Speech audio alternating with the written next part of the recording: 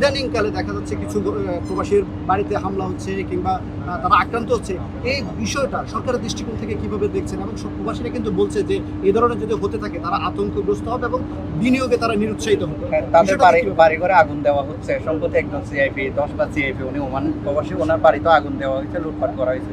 এই বিষয়ে আপনার আসলে এরকম দু একটা ঘটনা ঘটেছে, যার জন্য আমরা দুঃখ প্রকাশ করছি। আপনারা জানেন বাংলাদেশের সার্বিকভাবেই আইন শৃঙ্খলার অবস্থা যেহেতু একটা প্রায় যুদ্ধাবস্থার মধ্য দিয়ে আমরা এসেছি, সেটা কিছুটা খারাপ অবস্থায় ছিল, কিন্তু আমরা প্রোগ্রেস করছি ডে বাই ডে এবং এই বিষয়গুলোকে অবশ্যই আমরা অ্যাড্রেস করব। প্রবাসীদের রেমিটেন্স এবং পোশাক খাতে দুইটা দিয়ে আসলে বাংলাদেশের অর্থনীতি দাঁড়িয়ে আছে। তাদের জন্য আপনারা জানেন ইতিমধ্যেই আসিফ নজরুল স্যার, যিনি আমাদের বৈদেশিক কর্মসংস্থান এবং প্রবাসী কল্যাণ মন্ত্রণালয়ের দায়িত্বে আছেন, তিনি এই বিষয়গুলো অ্যাড্রেস করেছেন। প্রবাসীরা আরও বিভিন্নভাবে নিগৃহীত হয়ে আসছিলেন, সেই জায়গাগুলোকেও তিনি সমাধান করার উদ্যোগ নিয়েছেন। এবং এই সরকার, আমি বলবো যে যারা এই দেশটাকে টিকিয়ে রাখার জন্য পরিশ্রম করে যাচ্ছেন, পরিবার পরিজন ছেড়ে দেশের বাইরে কাজ করে যাচ্ছেন, তাদের জন্য অবশ্যই আমরা কাজ করব এবং তাদের জন্য স্পেশালভাবে কাজ করব। আপনারা